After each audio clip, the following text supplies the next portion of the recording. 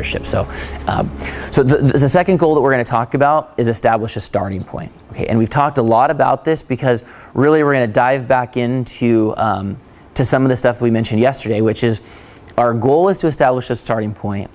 Our objective, something that we can just instantly actionably do, is identify local successes or bright spots. Okay, again, appreciative inquiry, or ABCD. Do you guys remember what ABCD stood for? Asset-based community development. Who's got the talents? What are the skills? What are the resources that we have to work with? And then let's go from there. Okay.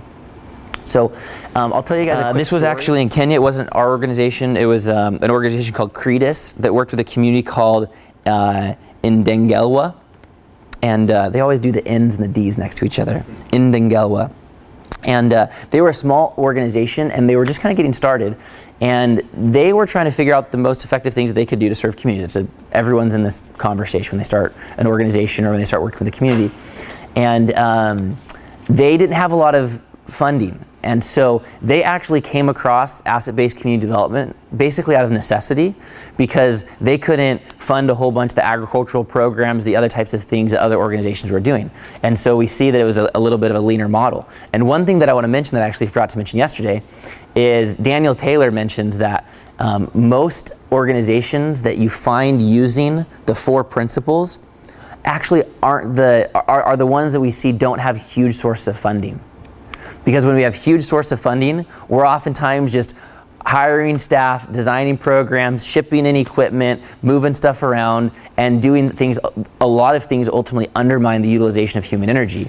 And organization will step into using those 4 principles out of necessity because it's a leaner approach. It also just so happens to be more an effective approach. So Credus found themselves very much in this situation. And so they learned about how they could work with communities through asset-based community development work, and so they did just that. They brought together small affinity groups. Affinity group is just a group of people that are already hanging out, if you will. Families, friends, maybe women that go and collect water together every day. They'd be an affinity group. A group of farmers that all work on their plots of land together. That would be an affinity group. So not trying to force people to be together that aren't already naturally comfortable with each other, and just seeking out what's already available as far as this what we call social capital. And they walked them through a process of asset identification. And so they made a list of, okay, what skills does this group have? Okay, what capital does this group have? What equipment does this group have? What land resources does this group have? And by mapping out the assets, by going through ABCD, asset-based community development, they were able to find what that was their form of identifying local success, which is identifying what their assets were, what the community already had available to them.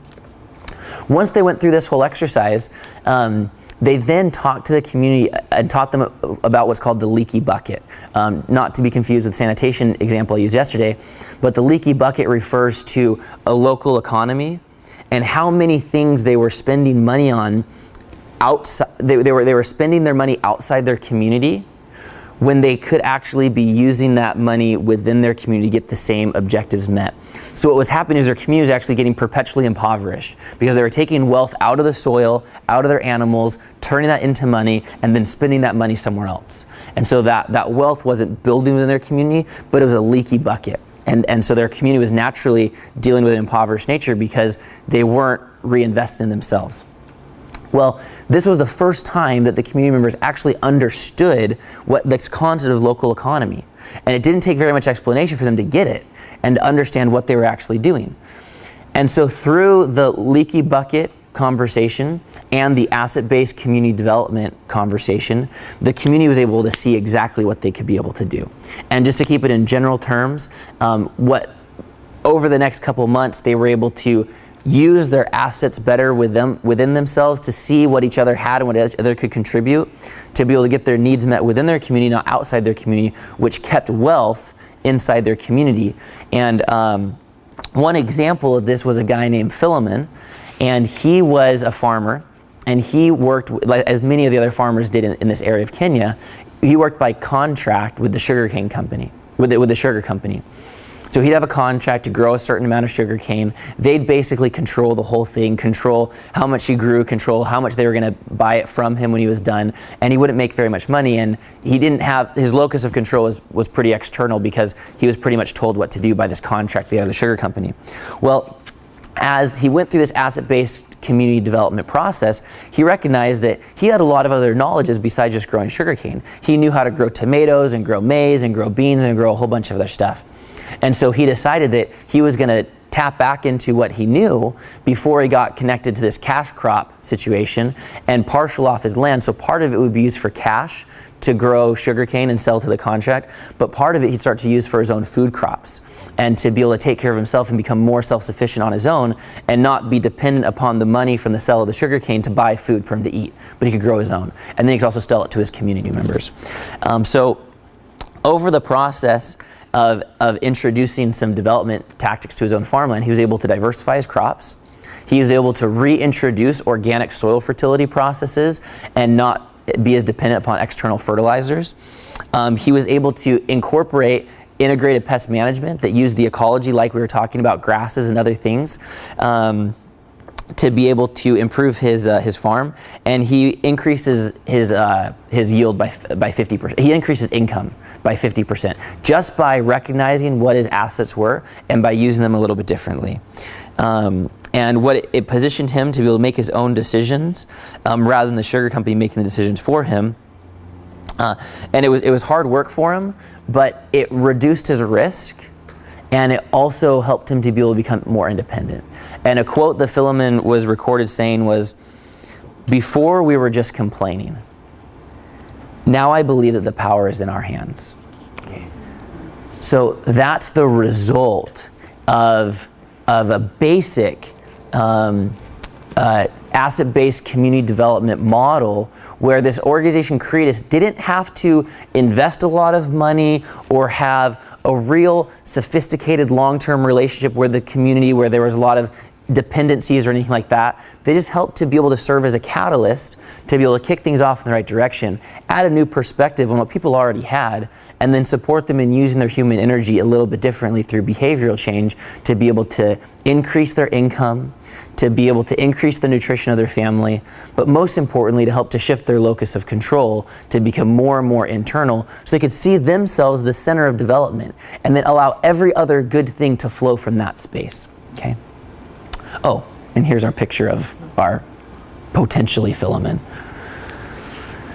Okay, so a couple tips to getting started, because remember the goal that we're inside right now is establish a starting point. We want to not only find stuff that's working in the community, but we also want to make sure that the stuff that we're finding in the community is locally sourced. For example, if we come back to the Vietnam example with Jerry Sternin looking for the healthy children, if the healthiest children that they recognized were the children that had rich uncles in the government, then we wouldn't actually be learning anything new. And a lot of times, some of the things that might be the most effective are actually subsidized by NGOs or subsidized by other things, or there's some other place where resources or technology or money's coming from. And so we just want to verify that the things that we're identifying as local successes really are local in nature. And otherwise, we might set ourselves up for some failure. We want to also encourage people to authentically take credit. Okay, a typical approach for a community member is going to want to shy away from taking credit for something because they've been conditioned that the more that they're going to feel in a helpless role, then the more they're going to be able to gain the support of the NGO. And so they're going to want to stoke the NGO's ego and say, oh no, like we only did this because an NGO helped us or something like that. But a lot of times people are overly modest about their accomplishments for cultural or other reasons. And that doesn't help us in this type of situation. And we want to really encourage people if it's something that they did on their own, to really be able to take credit for it, because that process is going to support the rest of their community and fall in their shoes. In the process, support the community in owning the knowing, which just kind of is, as we've talked about before, as they're a part of the self-evaluation, then they see the bright spots, and we don't need to see the bright spots and then tell the community members what the bright spots are because of how we did that information gathering. Again, owning, implementing, and adapting what these bright spots are. And the other thing that we want to do is, I don't want to say that we're not looking at vulnerabilities by looking at bright spots. Looking at bright spots, this is what's going to help us to be able to establish our starting point, and you'll know what direction we're going to go into. But we still want to authentically recognize what our vulnerabilities are, what our potential challenges are going to be in that process. And when we've got a strong asset-based community development strategy that's combined with an authentic vulnerability assessment, we've got a strong setup for success. And some examples of vulnerability assessment might be, well, the government leaders might not do what they said they were going to do, or we may or may not have access to a certain thing that we think we're going to, or the weather patterns might not be the same this season, and we might have a problem with our farming. So we're recognizing what the potential problems are going to be, but it's the focus on bright spots that's directing our action. Okay. All right, so that's goal number 2, establishing a starting point.